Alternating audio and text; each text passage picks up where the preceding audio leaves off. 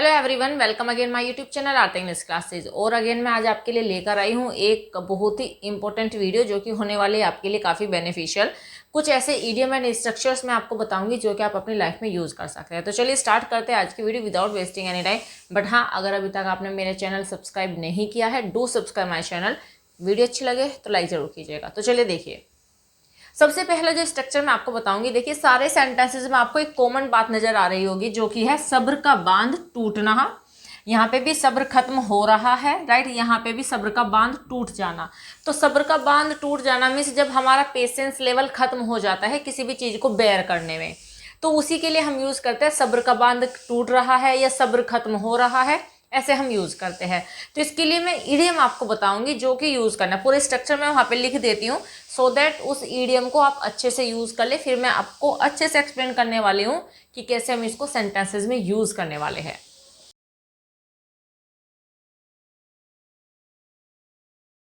Possessive adjective change हो जाएगा according to the subject, right. तो लेकिन चूंकि मैंने सब में मेरे लिखा है तो मैंने इसलिए यहाँ पे यूज किया है माई। चूंकि सब्र की ही बात हो रही है और सब्र को हम कहते हैं पेशेंस, तो सेंटेंस में हम यूज करेंगे पेशेंस। तो माई पेशेंस, जिस टेंस का सेंटेंस होगा उस टेंस में कौन सी हेल्पिंग वर्ब यूज करते हैं वही हम यहाँ पे लिखेंगे। आफ्टर दैट हम यूज करेंगे वेयर, एंड वेयर को हम यूज करेंगे according to the tense, right. जैसे कि कोई टेंस है जिसमें आईएनजी लगानी है हमें वर्ब में, तो हम वेयर में ही लगाएंगे। थर्ड फॉर्म लगानी है तो भी हम वेयर की ही लगाएंगे। Got it. तो ये हम यूज करेंगे according to the tense. After that हम यूज करेंगे थिन। तो इस तरीके से ये पूरा स्ट्रक्चर है।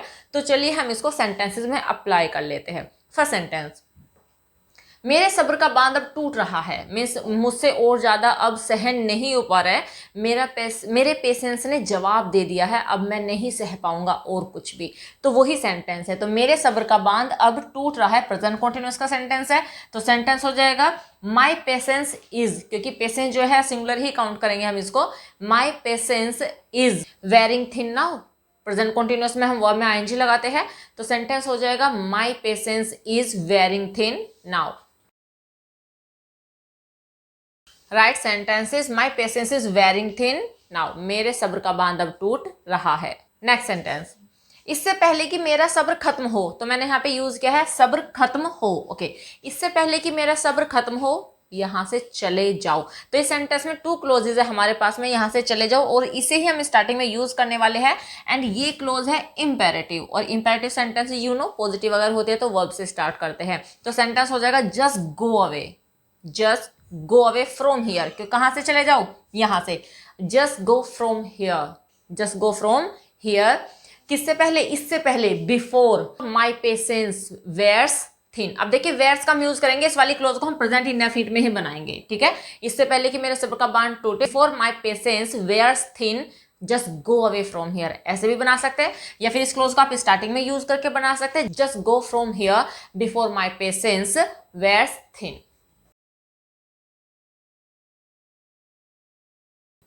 Right sentence is just go from here before my patience wears thin. इससे पहले कि मेरा पेशेंस खत्म हो जाए तो यहां से चले जाओ। होप समझ में आ गया होगा। नेक्स्ट वन, मेरे सब्र का बांध टूट चुका है, खत्म हो गया मेरे पेशेंस, ठीक है। मेरे सब्र का बांध अब टूट चुका है, प्रेजेंट परफेक्ट का है।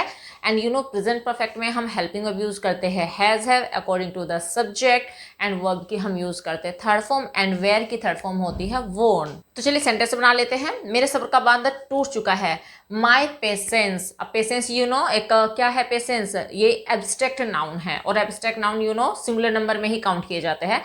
My patience has worn thin. My patience has worn thin.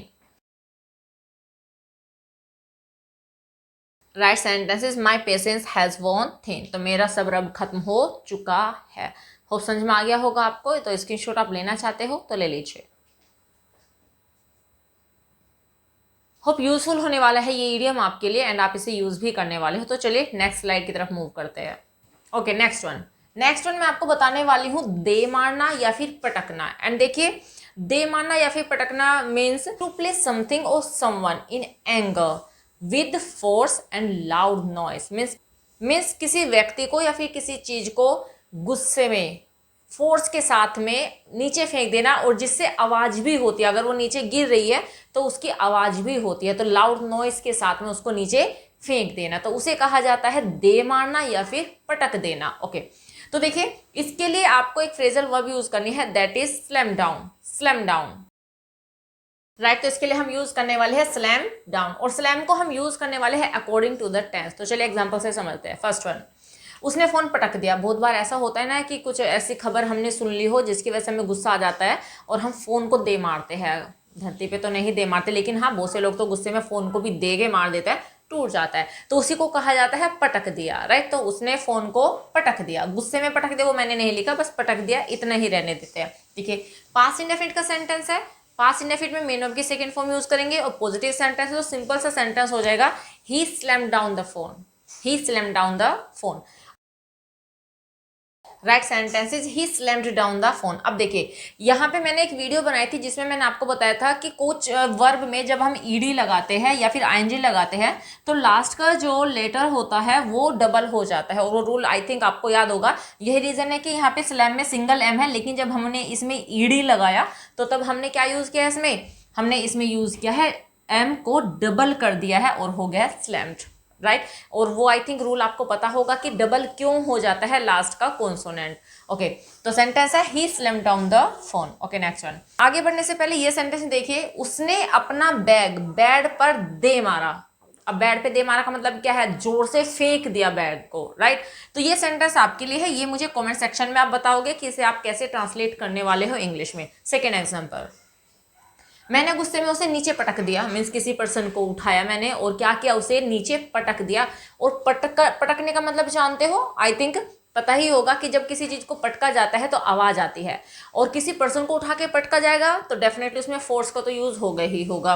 Okay, तो ये भी पास्ट इंडेफिनिट का ही है, तो सेंटेंस हो जाएगा आई स्लैम्ड डाउन हिम, आई स्लैम्ड डाउन हिम। अब देखिए नीचे पटकना, भाई नीचे ही पटका जाता है, कुछ भी चीज ऐसे ऊपर नहीं पटकी जाती है। हमेशा कोई भी चीज अगर पटकने की बात होगी तो वो नीचे ही पटकी जाती है। तो यहाँ पे नीचे का मतलब ये नहीं है कि हम यहाँ पे इसके लिए कोई अलग से वर्ड लगाए, क्योंकि डाउन है ऑलरेडी, तो इसका मतलब है वो नीचे ही पटकी जाएगी चीज, ठीक है। तो आई स्लैम्ड हिम डाउन,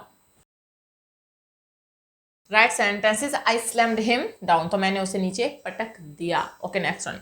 चुप हो जाओ, नहीं तो मैं तुम्हें यहीं पटक दूंगा। चुप हो जाओ, नहीं तो मैं तुम्हें यहीं पटक दूंगा। तो इस सेंटेंस में है हमारे पास टू क्लोजेस। फर्स्ट क्लोज चुप हो जाओ जो कि एक इंपेरेटिव सेंटेंस है, एंड ये पटक दूंगा ये फ्यूचर इंडेफिनिट का सेंटेंस हो गया। तो चलिए सबसे पहले हम इसको बनाएंगे, चुप हो जाओ, कीप क्वाइट, कीप क्वाइट। अब यहाँ पे या तो आप अदरवाइज का यूज कर लीजिए या फिर आप यूज कर लीजिए और का, ठीक है। तो सेंटेंस आगे हो जाएगा, और I will slammed down you right here. तो यहीं पटक दूंगा, राइट हियर, यहीं पे पटक दूंगा, राइट। तो सेंटेंस हो गया कंप्लीटली कीप क्वाइट, अदरवाइज लगा लीजिए या फिर और लगा लीजिए। Otherwise I will slam down you right here, right. Sentences keep quiet और I will slam down you right here, मैं तुम्हें यहीं पटक दूंगा। होप समझ में आ गया होगा। तो ये सेंटेंस तो आप मुझे बताने वाले हो कि कैसे ट्रांसलेट करोगे और कैसे बोलोगे आप। तो इसका स्क्रीनशॉट आप लेना चाहते हो तो ले लीजिए, खूब यूजफुल होने वाला है ये स्ट्रक्चर भी आपके लिए। तो चलिए नेक्स्ट स्ट्रक्चर देखते हैं। ओके, नेक्स्ट मैं आपको बताने वाली हूँ होशो हवास में। होशो हवास में तो देखिए इसके लिए हमें यूज करना है in senses, in senses, right. तो इसके लिए हम यूज करेंगे इन सेंसेस। एग्जाम्पल, तुम अपने होशो हवास में तो हो, मीन्स ऐसे जो वर्ड होते हैं इस टाइप से जो सेंटेंसेस हम बोलते हैं तब बोलते हैं जब जब हमें लगता है कि सामने वाला बात बहकी बहकी कर रहा है और हमें लगता है कि शायद वो ऐसा तो नहीं कहना चाहता, उसकी इंटेंशन ऐसी नहीं है, बट वो ऐसी बातें क्यों कर रहा है। तो उस टाइम पे हम बोलते हैं यार जो तुम बोल रहे हो क्या तुम होशो हवास में तो हो, मीन्स तुम्हें पता है कि तुम क्या कर रहे हो फिर क्या कह रहे हो।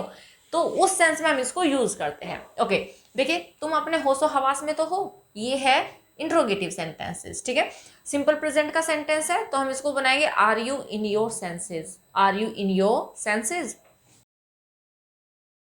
Right. Sentences are you in your senses, तो होशो हवास में तो हो तुम अपने। Okay, next one. वह अपने होश खो बैठा है, ऐसे भी कह सकते हैं होश खो बैठा है, मीन्स उसे समझ नहीं आ रहा है कि वो क्या करे, मतलब कि अंडरस्टैंडिंग लेवल जो है बिल्कुल खत्म हो चुका है उसका, समझ नहीं पा रहा है। तो उस कंडीशन में भी हम इसको यूज करते हैं कि वह अपने होश खो बैठा है, या फिर इस सेंटेंस को हम ऐसे भी कह सकते हैं कि वह अपने होशो हवास खो बैठा है। ओके, तो देखिए खो बैठा है, ठीक है। तो हम ये प्रेजेंट परफेक्ट में बनाने वाले हैं, तो सेंटेंस हो जाएगा he has lost his senses, he has lost his senses. या फिर हम इसको ऐसे भी कह सकते हैं he is out of his senses, ऐसे भी कह सकते हैं, he is out of his senses, या फिर he has lost his senses, right. तो सेंटेंस है he has lost his senses, and as I told you कि आप इसको ऐसे भी कह सकते हैं, he is out of his senses. तो मीन्स यहाँ पे हमें लगाना पड़ेगा पॉजेसिव एडजेक्टिव, जब भी जिसके भी होश खोने की बात होगी तो उसके अकॉर्डिंगली हम यहाँ पे यूज करेंगे पॉजेसिव एडजेक्टिव। ओके, अगर इस सेंटेंस को मुझे नेगेटिव बोलना हो, जैसे कि वह अपने होश हवास में नहीं है, मीन्स उसे पता ही नहीं है कि क्या बोल रहा है, क्या कर रहा है, उसे होश ही नहीं है इस बात की, तो तब हम सेंटेंस हिंदी में बोलते हैं कि वह अपने होशो हवास में नहीं है। तो तब इस यहाँ पे हम इसको नेगेटिव बना देंगे, तो सेंटेंस हो जाएगा he is not in his senses, he is not in his senses. And one more fact जो आपको याद रखना है, जब बात होगी होशो हवास में तो तब हम इनका यूज करेंगे, लेकिन चूंकि इस सेंटेंस में होश खो बैठा है तो तब इसमें यूज नहीं हुआ है भाई में, है ना, होशो हवास में, तो तब हम सेंसेस यूज कर सकते हैं, मीन्स होश और हवास के लिए हम यूज करते हैं सेंसेस। ओके, नेक्स्ट वन, मैंने यह सब अपने होशो हवास में किया। अब देखिए यहाँ पे होशो हवास में की बात हुई है, तो तब हम इन सेंसेस ही यूज करने वाले हैं। तो पास्ट इंडेफिनिट का सेंटेंस है, पॉजिटिव का सेंटेंस है, तो सेंटेंस हो जाएगा आई डिड ऑल दिस, तो ये सब है ना, I did all this in my senses, I did all this in my senses, right. Sentences I did all this in my senses, मैंने ये सब होशो हवास में किया है, मीन्स मुझे पता था कि मैंने जो भी किया, मैं अच्छे से अवेयर था कि मैं क्या कर रहा हूँ और वो मैंने जानबूझकर किया, तो ये सेंटेंस की सेंस है। ओके, तो होप समझ में आ गया होगा, और ऐसे सेंटेंसेस तो हम बहुत सारे बोलते हैं एंड आप बोलते भी होंगे, तो बस आपको याद रखना है कि इसके लिए आपको यूज करना है in senses, out of sense, in sense, दोनों तरीके से आप इसको यूज कर सकते हैं। इसकी शॉट आप लेना चाहते हो तो ले लीजिए। तो इस वीडियो में हमने 3 इंपॉर्टेंट स्ट्रक्चर्स कवर किए हैं एंड होप सारे के सारे आपके लिए यूजफुल होने वाले हैं। तो बस इस वीडियो में इतना ही, मिलते हैं नेक्स्ट वीडियो में कुछ और इंपॉर्टेंट फैक्ट्स को लेकर। Till then bye bye, take care, stay healthy and keep learning.